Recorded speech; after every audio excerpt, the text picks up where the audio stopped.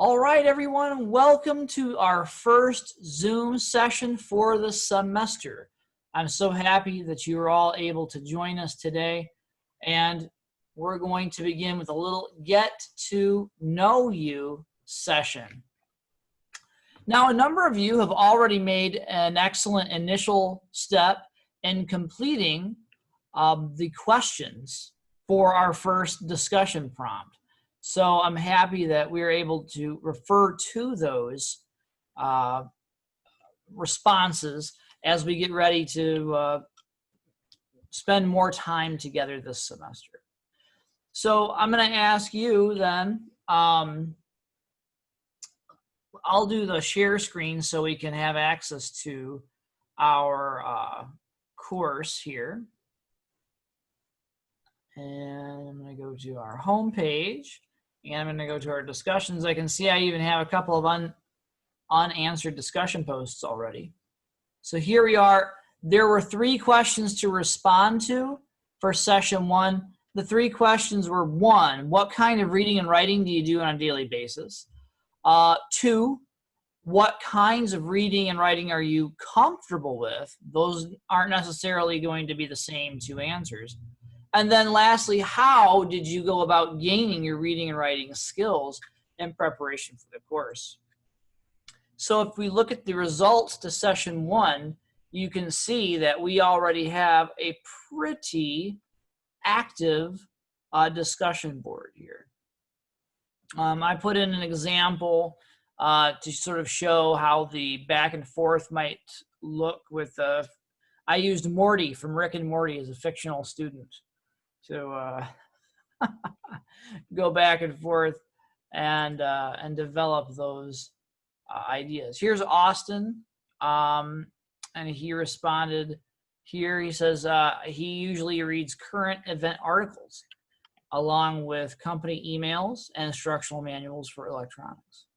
He's very comfortable reading short nonfiction articles, technical guides, user manuals, and says that he feels that he's a better writer, editor than he is a writer. He says, besides schooling, much of my reading and writing skills come from work-oriented tasks, which include the composition of emails, revising brochures and pamphlets, and researching multiple projects. He was always encouraged to read a book each week. Wow, that's really good. And to do so in order to pick up new words and writing methods.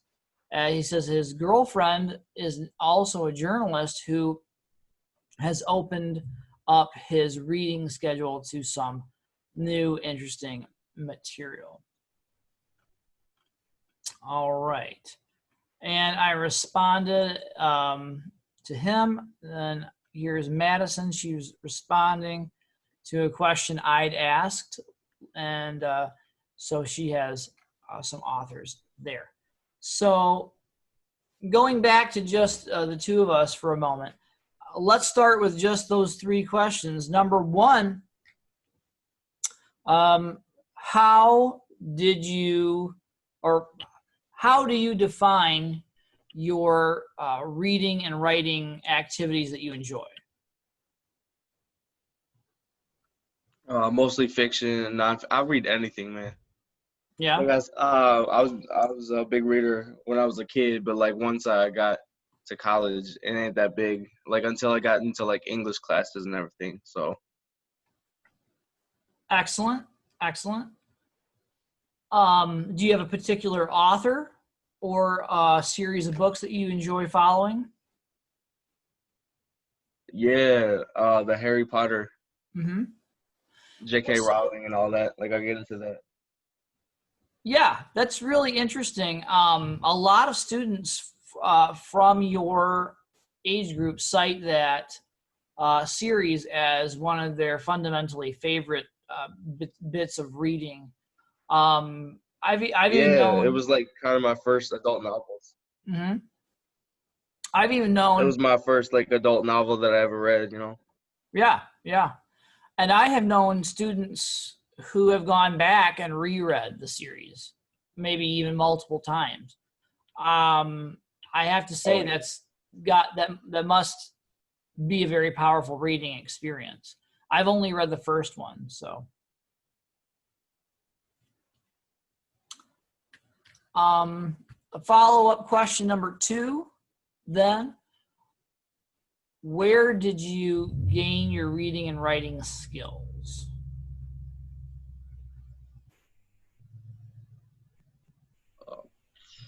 I think school, Mm-hmm. and like at home I was left alone, so all I had was like books. So I guess there.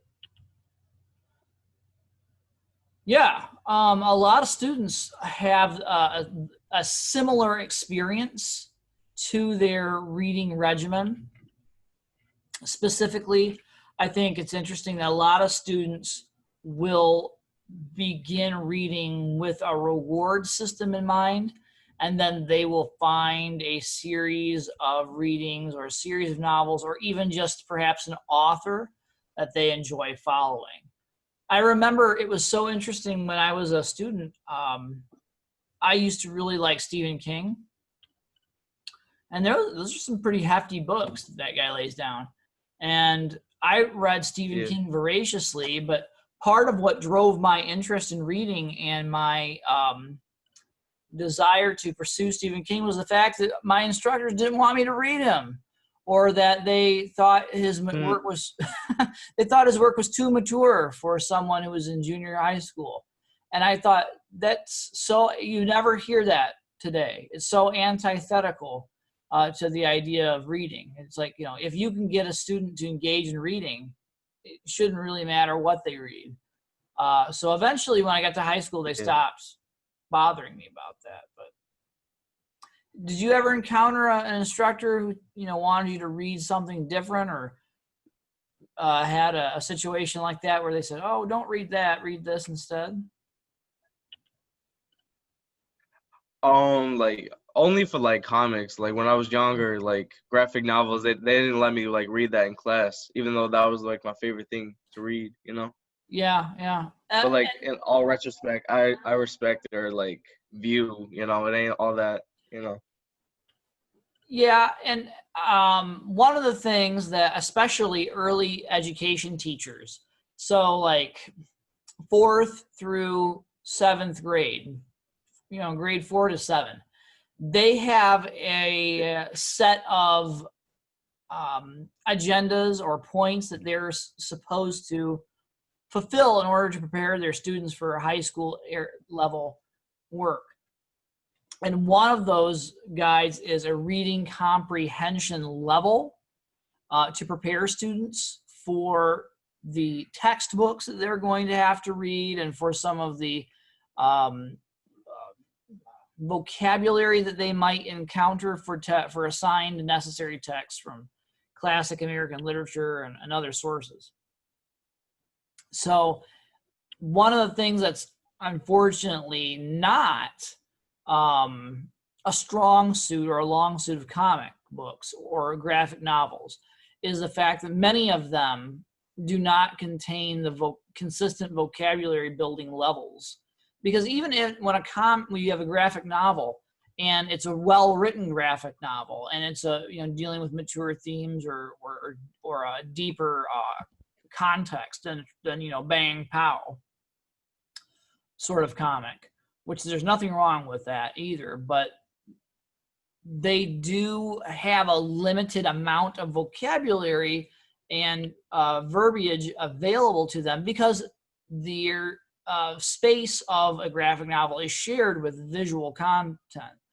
So you don't get as high of a number of a Lexile reading number with a graphic novel. So it helps them to get students to read non-graphic novels because they can sort of check off the boxes that they're required to complete. But I never had any instructors that frowned upon reading comics or reading graphic novels, but they didn't necessarily want to count them as major pieces of reading. So it's a little bit of both, Yeah. Individual mileage may vary. I still read comics, and I have all the degrees that I need to suggest that I'm a pretty competent reader. But I still read them and enjoy them, and they're just as good as a lot of the prose fiction that I read. So sometimes they're better. Yeah. How about that idea, reading for fun or reading for your own personal enjoyment? How often do you find yourself reading or writing for enjoyment or for purposes beyond the scope of a classroom?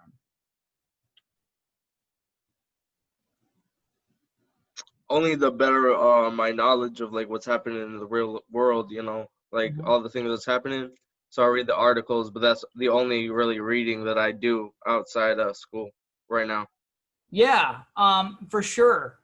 There's so much that we can, keep up on, and there are so many more sources for news about things that are going on in the world right now than there ever have been in the past. So I think a person could take up a significant portion of their day just processing information that they glean from news or news sources, and they would be doing themselves a service, I think, to deal with that. So yeah, Yeah. that's a good response.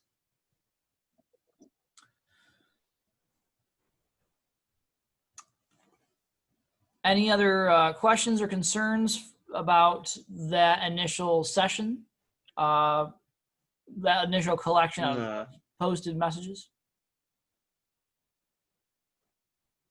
nah. Okay. So one of the things that I want to address today, and I'm going to go back to that share screen option, is that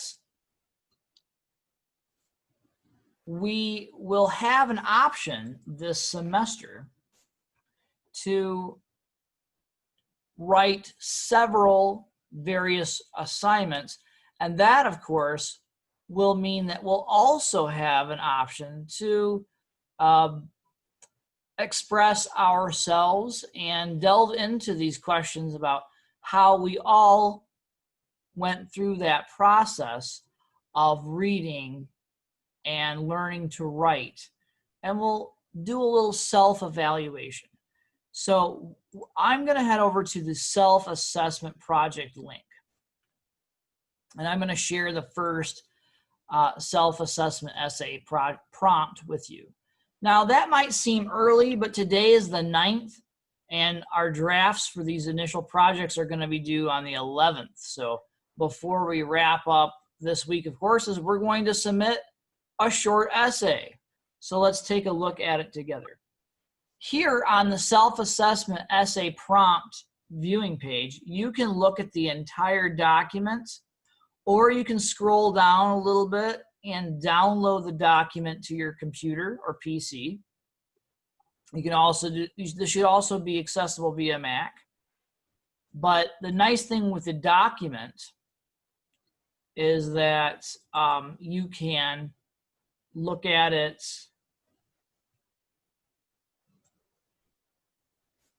in the larger scale.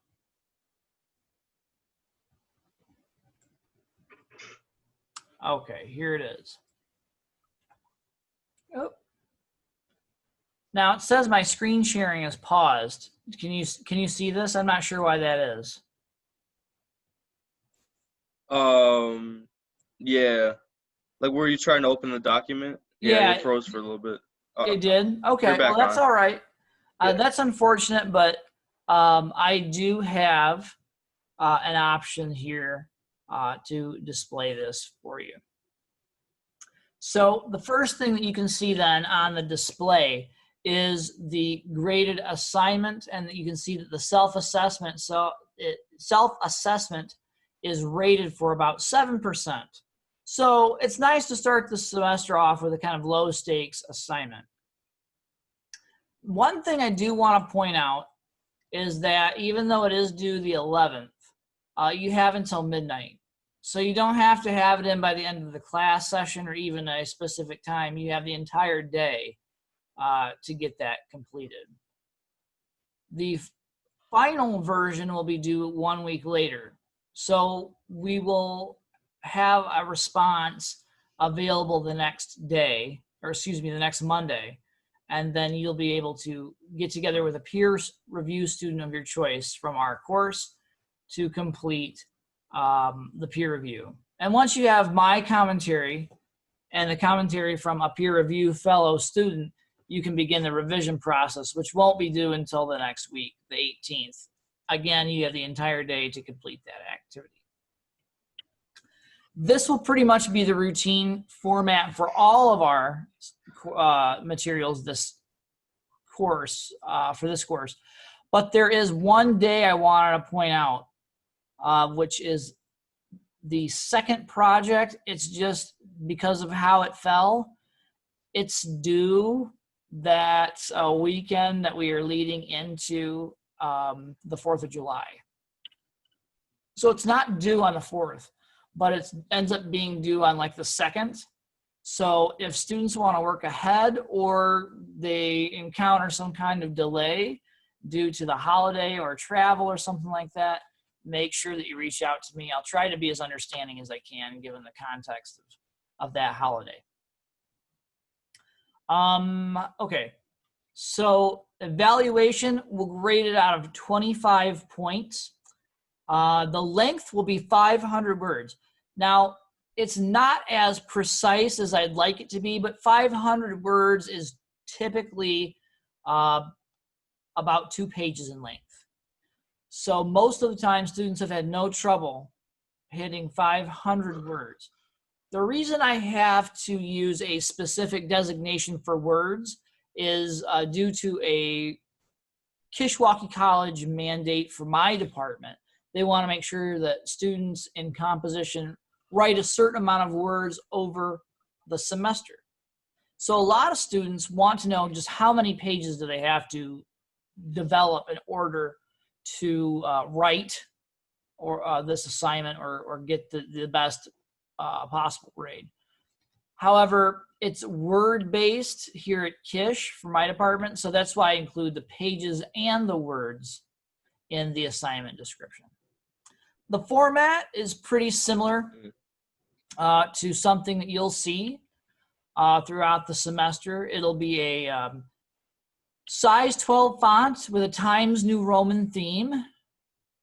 And then in the upper left-hand corner, in a single-spaced 4-line list, you're going to include the name, obviously, the name of the class on the second line, the name of the assignment, so it'll just be self-assessment essay, and then the day that it's turned in. So hopefully June 11th or earlier will be the date for that particular piece of the component of the paper, rather. Then in the upper right-hand corner, you'll include just a page number. You don't have to have your last name. You just have to have a page number. One of the things I should note is that dot pages will not work for the Desire to Learn webpage. I don't know why or what the technical specifications are, but a dot pages article is the same as not being able to turn something in. So do not submit your paper into dot pages formats. I also suggest that unless students have no other recourse beyond Google Documents, to not use Google Documents, and here's why. I don't have anything against Google Documents, but the problem is that Google Documents usually has a timestamp available listed to it, and I'm not always going to be able to get to those documents before that timestamp expires, and then I have to contact the student and they have to invite me to view the document again, and it's a big hassle. So I'm not a big fan of Google Documents for that reason. So one thing that you may want to be aware of is that Google Documents should only be used in an emergency basis, or if you have no other ability to use that. Word Online, I don't have problems with. But Microsoft Word or a rich text format document are also really good ways to email me. And those are the best 2 ways to get a document to me. for purposes of revision and review. You can also look at the course resource section of the class for more information about the formatting guidelines. Now, any questions about that before I continue on? Nah, you good. So one of the things that we should talk about is what is actually being asked of you as a student for this particular assignment. So you will be composing an essay that describes how your academic and writing strengths will help you to succeed in the course. You may also want to spend a little bit of time talking about any challenges that you may face when it comes to reading and writing. But here's the kicker. When you do discuss any obstacles that you feel that you might face, you should develop some strategies for success that you also plan on implementing over the course of the semester. Try to support your ideas with specific examples, if you can, along with information from the course syllabus. You might, for example, want to identify a specific essay assignment that you expect to do well in the semester and explain why that one in particular plays to your strengths. You may also want to describe the source of your academic writing or knowledge. This would be a great place to talk about those instructors who made a positive overall impact in your academic career. I know a lot of you talked about such examples in your responses to the questions for this week. You may want to think of the assignment in these terms as well.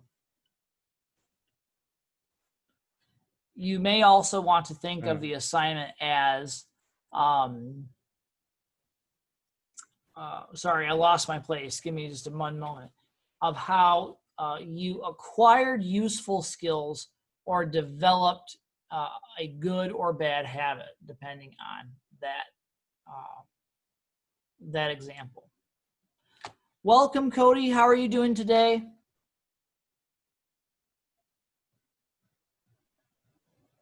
Oh, he's still connecting to audio. Hold on. Okay, we'll come back to that. Yeah.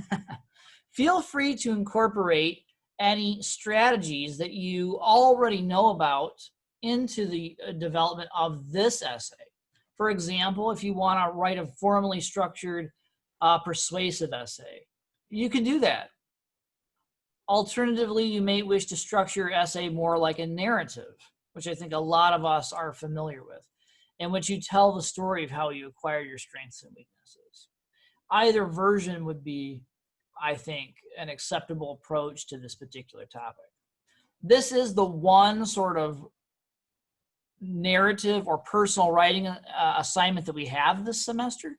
So I think that would be a great opportunity for you to expand on those narrative skills. Hi, Cody. How are you doing? Oh, he left. He bumped out. Well, okay.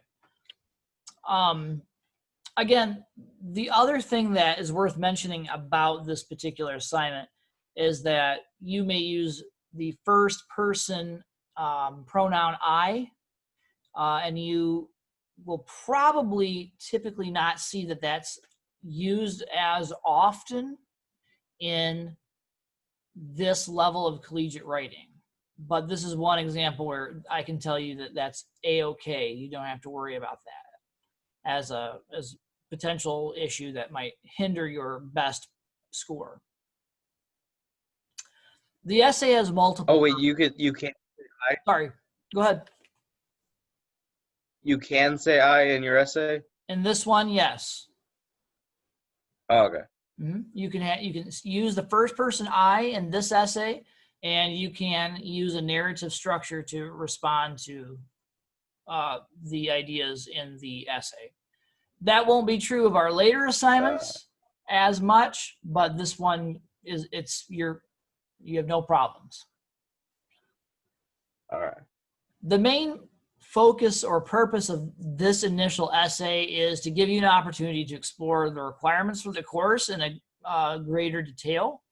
And, it helps you develop a plan for your own interests and think about realistic strategies that you can use to overcome any difficulties that you may have throughout the semester.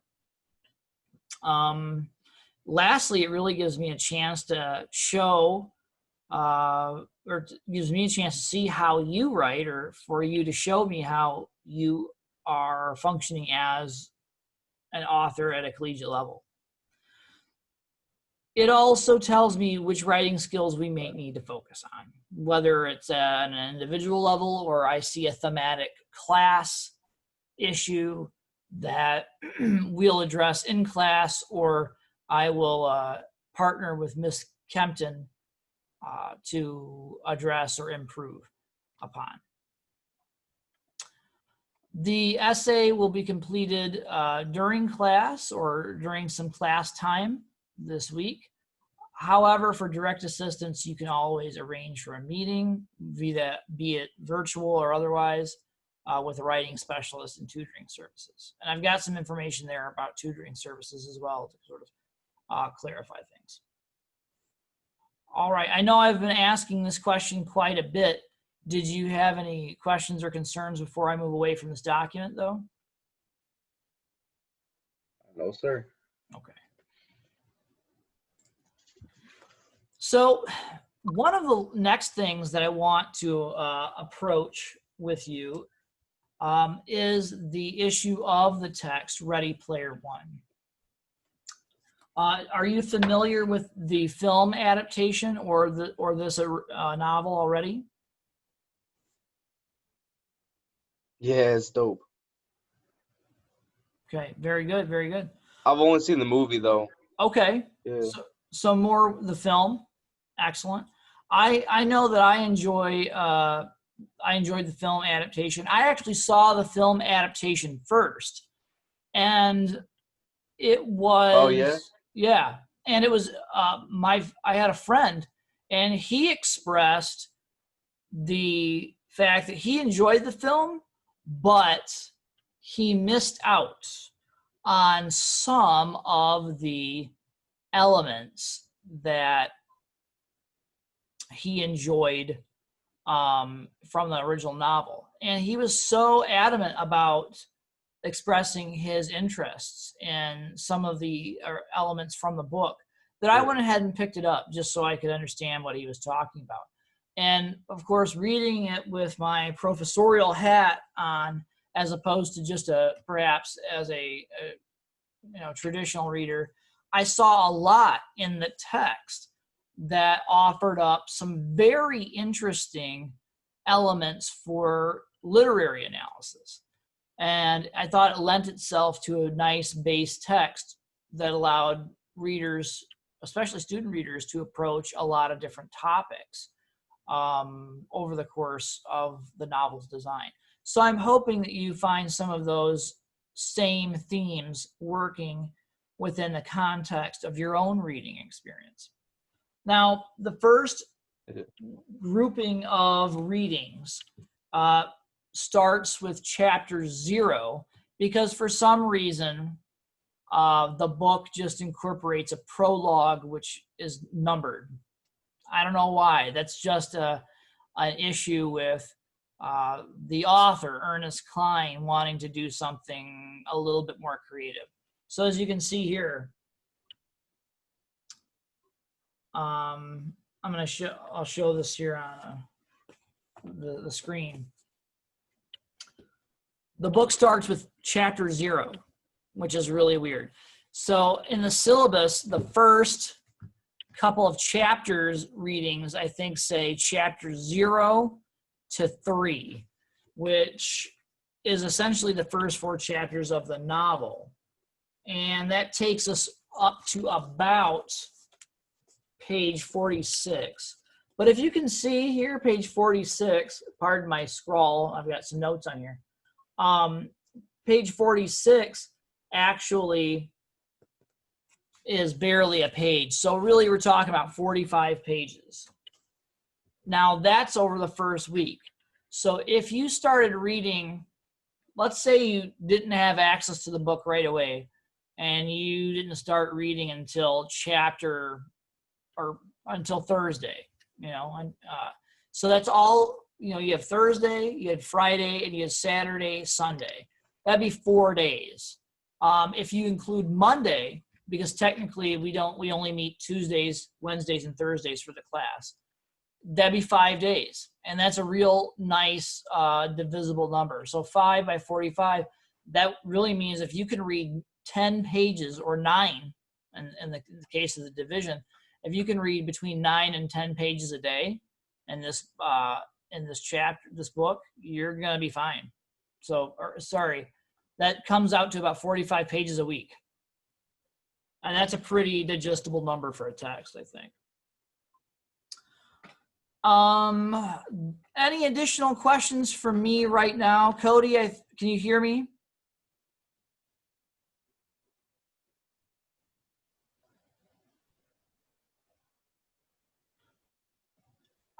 Sometimes if I'll just say this, students may not have a microphone, or they may not have access to that. So if you ever find that you have a technical snafu, you can always use the chat option here in the Zoom meeting and type your responses. So I can type in, welcome to our first Zoom meeting, etc. And that will open up in a group chat list. So if you don't have a microphone equipped with your computer, that's no big deal. You can still participate in what we're discussing here. Just let me know if that's an option, and if you want to open up the chat, and if you'd rather discuss or things that way, you're absolutely able to do that. Okay, so I'm going to go to the share screen for just one more moment, one last time. I know that might be getting a little old, but I want to keep things moving here. So one thing that you probably saw in your sort of virtual tour around the class website is that there are a variety of things that you will need to do once the Zoom session has ended, okay? Because we have to meet for about 110 minutes. And I think even if we do all of the things that we plan to do for session 1, I think that's about 90 of those minutes. So I left some time in the structure of the class in case there are technical snafus or issues. So hopefully, given this first session, you would have already watched the introductory Zoom video to familiarize yourself with Desire2Learn. We're right in the midst of the Zoom meeting. We're just kind of getting acquainted and so on and so forth. And then once the Zoom meeting is over, I've got a short video for you to watch called All Stories Are the Same, because one of the themes that we're going to address in Ready Player One is this idea of the hero's quest. And I think it's rather a heroic endeavor in and of itself to do what we're doing, to sort of take on the responsibility of pursuing a higher education for ourselves and for the betterment of our lives. So under the course content tab, if you look at the self-assessment essay, you will see that you have a link to All Stories Are the Same, and you can see that right here. And opening that link will actually provide you with access to the page in question. And it's a short YouTube-based video. So if anything should happen or the link should be broken for some reason, you should be able to run it down and find that on your own. But hopefully you won't have to do that. Like I said, this link should work without any issues. It's experiencing a little bit of drag as we're talking here. So I'll let it work for just a few minutes. In the meantime, I'll open up to see if either of you have had a chance to see that already. Have you had a chance to watch that video?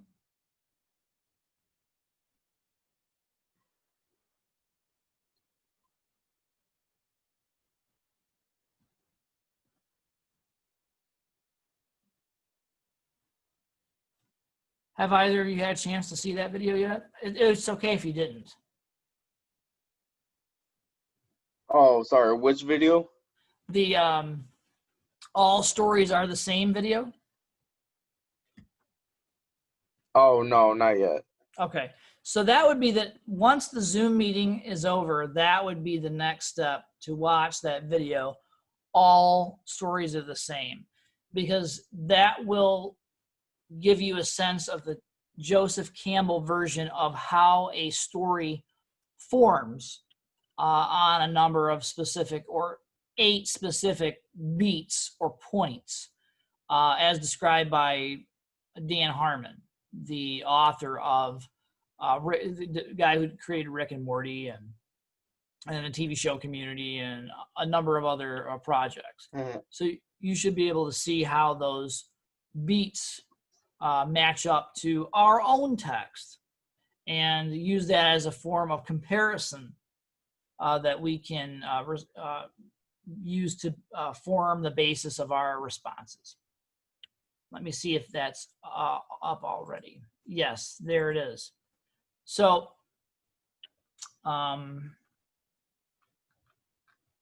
maybe not.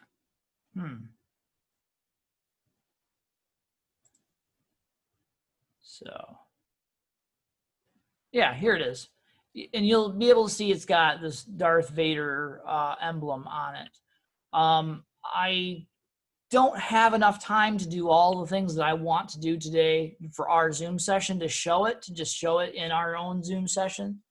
But you have access to it, and you have the time within the parameters set for the class to look at that. So if you have a chance to look at it, I think it will be to your benefit. Last but not least, I want to make sure that we touch base on our content. And the assignment for today, which is our syllabus scavenger hunt. So if you look at the syllabus link on our table of contents, you will see the second link right under the course syllabus is the syllabus scavenger hunt. This is another document that you can download and complete. Several students have already done this, so this part of the lecture may be a little bit redundant. But as you can see here, it's set up with a standard list, and it's got a little cartoon in here and an assignment description. And then you have 5 questions on the first page that you can answer after having read through the syllabus, and then another 5 on the second page that you can answer, all of which are found in the course syllabus. So one thing that I want to talk about are the 2 key principles for revision, number 3. So if you just go back and open up the syllabus, a couple of people tripped up on this one, but many of you got the answer correct. So for example, if we're taking a look at the syllabus itself, and you're looking at the ISLOs here on page 2, the institutional learning outcomes, you can see that for revision, it's basically written composition, reviewing for grammar, education, and punctuation. And then, so you also have revision, unity, organization, development, coherence, so organization. So the two components are composition and organization. So when we get to the revision component of our course, those are our two primary focus points that we will engage in. So we'll revise for understanding and clarity, and we'll also revise for punctuation and grammar. So that's one answer that I can give you right now that you get as a benefit of going through and joining the Zoom meeting itself, which is nice. Okay. Yeah. So you've got one answer. Now, once you've completed that assignment, you can upload the results to the Dropbox in Desire to Learn under the Assignment tab. You'll turn in most of your assignments this semester using that tab and those assignment drop boxes. Like I said in the introductory video, it's as easy as attaching any sort of document to an email. So if you've ever done that, if you've ever attached a document to an email successfully, you can do this. Okay, so if you can do that, you can do this.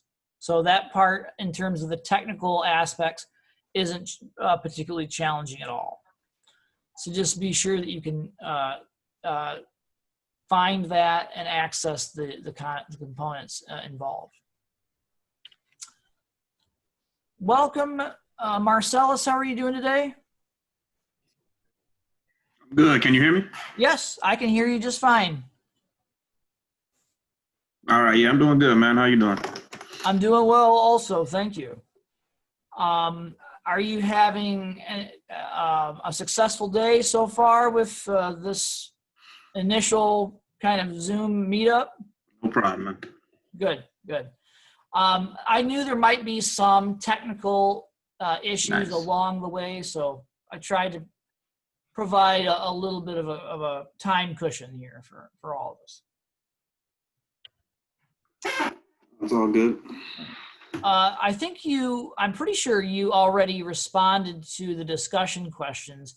Did you have any questions about the syllabus scavenger hunt?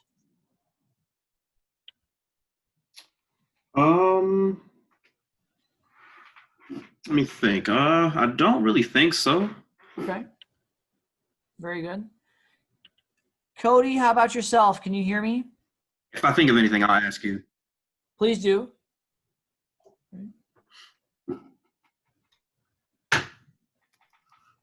Not sure.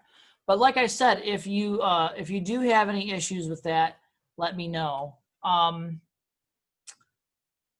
going to go to share screen again. I know I keep doing this. I keep bouncing back and forth here. But once you've completed that, I just wanted to show you this again. So if you can download the syllabus assignment, the syllabus scavenger hunt, and now you're ready to turn it in. If you just click on this, and I'm gonna switch again to student view real quick. There may be some FERPA issues if I show, a list of students who have completed that assignment. So I've downloaded at this point the syllabus scavenger hunt assignment. I've completed the questions. I've read through the syllabus, and I'm ready to turn in the assignment. Again, it's just a matter of clicking on the assignments link and looking for that first assignment here, syllabus scavenger hunt. You can see it says it's not submitted. None of the assignments are submitted for the semester as yet. So if you just click on the blue hypertext link, once you've got the syllabus scavenger hunt there, the add a file option is what you want to go with. So if you click on add a file, it should open up a link to your OneDrive or your computer files.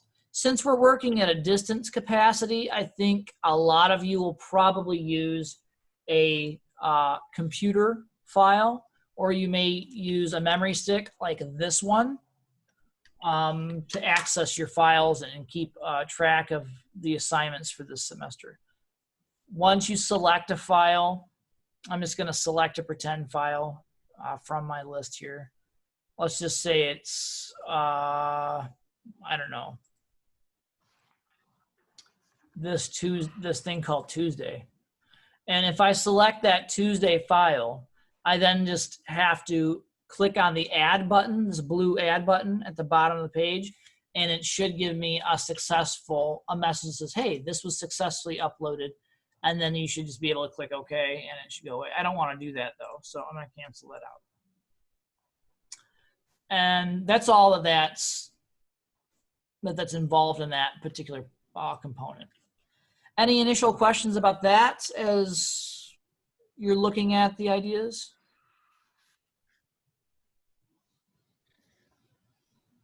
Nah, you're good, man. Okay.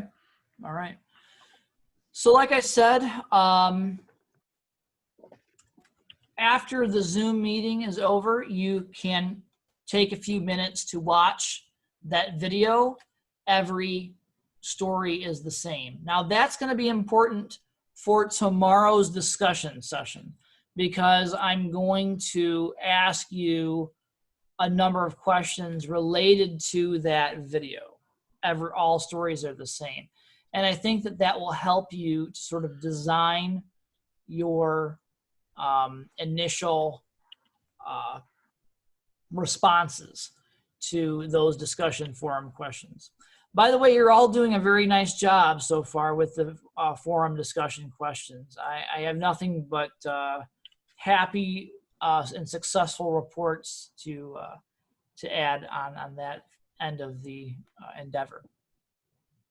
So I want to wrap up then today's Zoom session with just a couple of questions.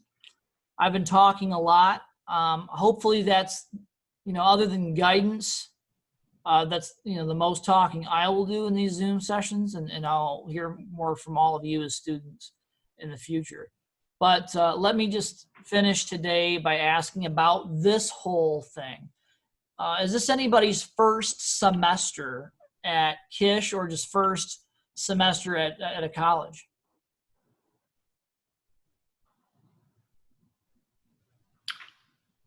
It's my first class at Kish. I go to NAU, but I'm just taking this to catch up, Very well. That's great. Were you in class last semester when all of this wildness started? Yeah. They kicked me out of the dorms, man. Well, I'm sorry about that. Of course, I'm sure they may have had, students' best interests in mind when they asked them to leave the dorms, but I'm sorry that happened. This whole thing has been less than comfortable for a lot of us. So I can appreciate, go ahead, Marcellus. No, I was just agreeing with you. I was just saying, yeah. Okay, yeah, actually one question about the syllabus scavenger hunt. So you want us just to download that file from the contents and then just plug in the answers there? Yeah, or that's fine. Mm-hmm. How do you want us to do that? That would be perfect. Okay. Just download it and plug the answers in right there. All right, no problem.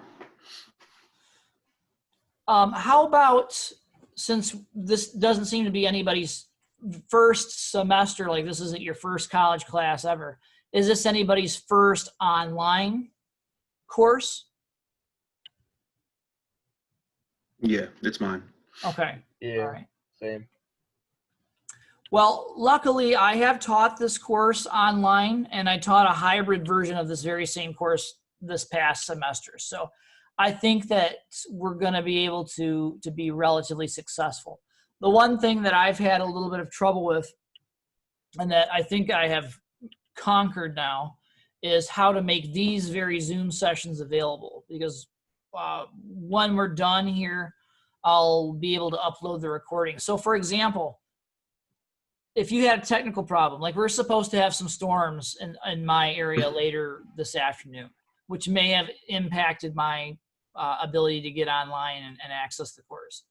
If that same thing were to occur for you as a student, or if you just, slept in, or, your job called you in or something like that during the time that we typically meet and you couldn't be a part of the Zoom session, you could at least get the sense of what the class discussions were like vis-a-vis being able to rewatch or have access to these sessions. So hopefully we'll have even more interaction and more student person-to-person thoughts that are expressed, other than just watching videos of me pontificating about Ready Player One.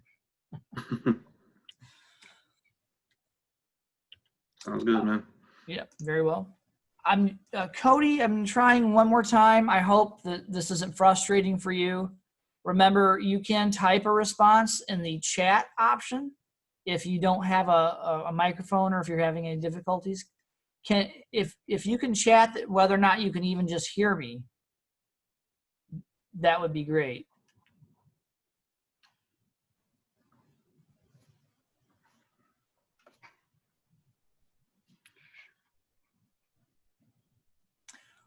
Well, in any event, we may be having some minor technical difficulties here, but I hope that this session has been productive for you.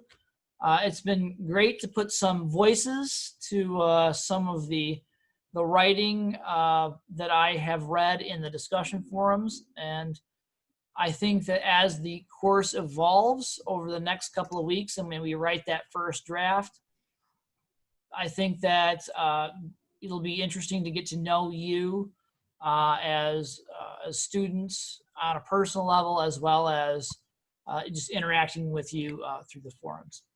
So I'm going to pause here unless there are any other last minute questions.